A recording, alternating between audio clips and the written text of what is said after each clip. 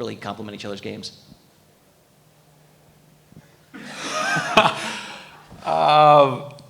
Yeah, I mean, it's pretty cool to go through this together. I mean, obviously, Barky's been in this conversation ever since he's come into the league. The best two-way player in the game. So it's obviously a pleasure to be able to go out there every night with him. I think we've learned a lot, and we've only gotten better over the years.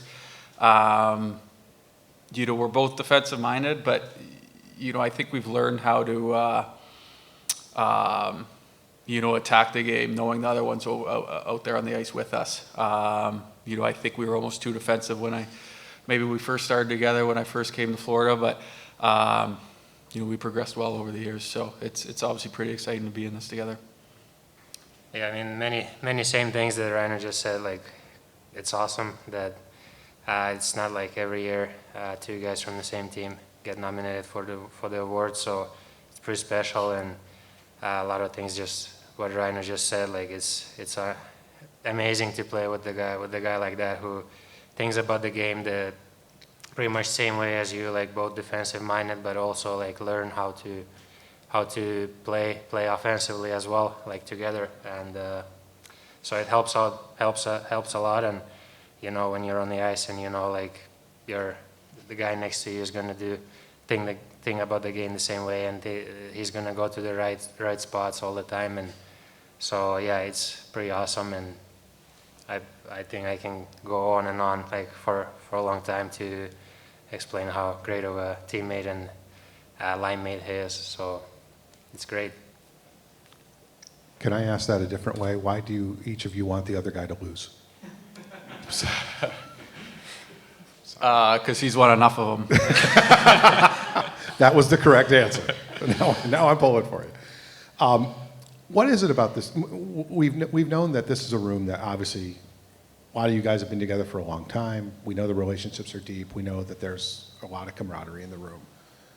When a guy like Brad can come in, when a guy like Seth can come in, when a guy like Schmidt can come in at the start of the year, like, what is the process like about welcoming them into a group that's already pretty established?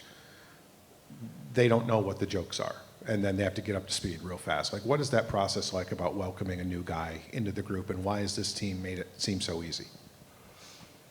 I mean, when you're talking about two players of that caliber and that amount of experience, I don't think it's very difficult to come into any room. The character and the energy they bring. They've been around it a long time. I think with our locker room, we enjoy being here every day. We enjoy working. And when you see 20 other guys doing the same things, it's infectious. It's an infectious atmosphere to be a part of.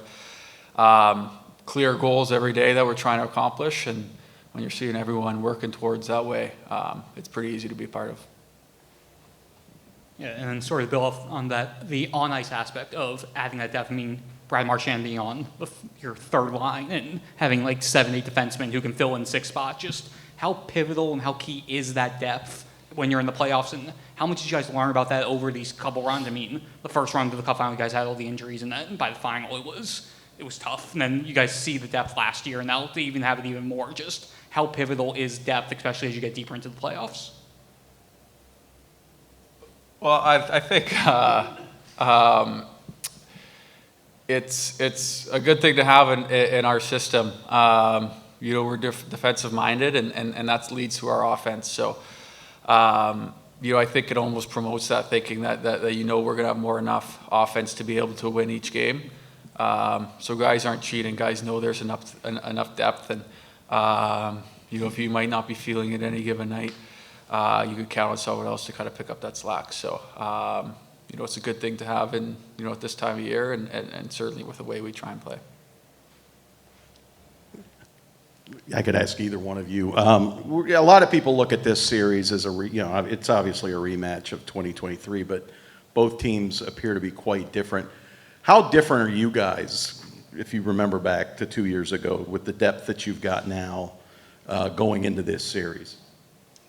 I think experience is the one aspect of it. Like, we have a lot of guys who went through those series and that year and last year and now this year. So we're we have a lot more experience in playing in the playoffs, but every year is different. So they have a lot of new guys. They have, I don't know, new systems, new coach. So they've been playing really well this year, and they played good in the first round. So it's going to be tough either way. So all we can do is just concentrate on ourselves and our game and our game plan, and go and do it. So that's about it.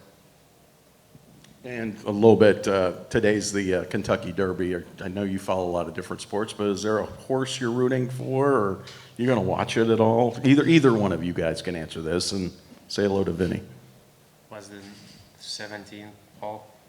17th, Sam something? Well, yeah, Sad man. That's what we're gonna root for. I think we're both looking for our second win, so. I mean, you guys both play on the penalty kill, so you can both answer this. But Toronto runs a unique looking like 5-forward unit. You guys have played against them 4 times this year now. I mean, what kind of things are you guys looking to do against a slightly different looking power play that Toronto runs? Yeah, I think they're confident in it right now. You know, they've got a tremendous amount of skill and talent. There's no surprise. Just try and make them as uncomfortable as possible out there, and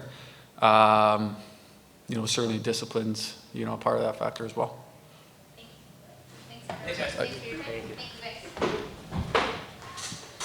Matchup against the Leafs coming up here in round 2. I guess before things get started, is there, you know, a thing or two that you look at as a big focal point coming up in this series? I think they have a lot of similar tendencies to Tampa Bay. I think they're, you know, a lead off the rush. They like to hang on to pucks, make plays, and you know, taking away the rush game, I think, will probably be a big key, and not letting them kind of transition on us and get odd man rushes. So just being above pucks and playing them hard like we always do. You guys won 3 road games in that first round series. Do you like starting on the road, and is there an element to your game that you think suits itself well to having success on the road? I think we like, you know, getting on the road and you know, hanging out in the lounge, having a team meal when we get in, and kind of brings the group together a little bit. So we don't mind it. And then in terms of on ice, you know, going into, you know, starting on the road and being able to steal one, and you know, trying to take the crowd out of it is gives you a little extra boost, I would say, maybe. And you know, worked in the first series, and we'll look to, you know, have it work in this one. Obviously, round 1 only took 5 games. How beneficial has this time been for you guys to get ready for round 2? Obviously, get a regular routine, get some off days, some practice days, and kind of build into game 1 here. Yeah, it's nice to kind of get guys healthy and give the body a little bit of a rest. But same token, we're gonna have to be ready for that puck drop. You know, we had a situation last year going into Boston where we had a handful of days off and we came out sluggish, and you know, we're going to look to try to fix that this year and make sure that we're, you know, guns blazing when puck drop comes tomorrow, or it's Monday. No, you're good. You're good. What's the process like when you guys every team has guys at some point, or you guys go up and down, go acquire and whatnot. What's the process like of acclimating them to the tone of the room, the tenor of the room, what the group chat is like, all those things? Like, how do you even establish that? Like, how do you add them into the mix? I think our group's like pretty mature, where you don't really have a choice. Like you're gonna come, you're gonna fit in. Guys are gonna drag you in. If somebody's quiet, you'll get dragged in. And you know, this year you have a guy like Marshy who's, you know, obviously been around and is very vocal, and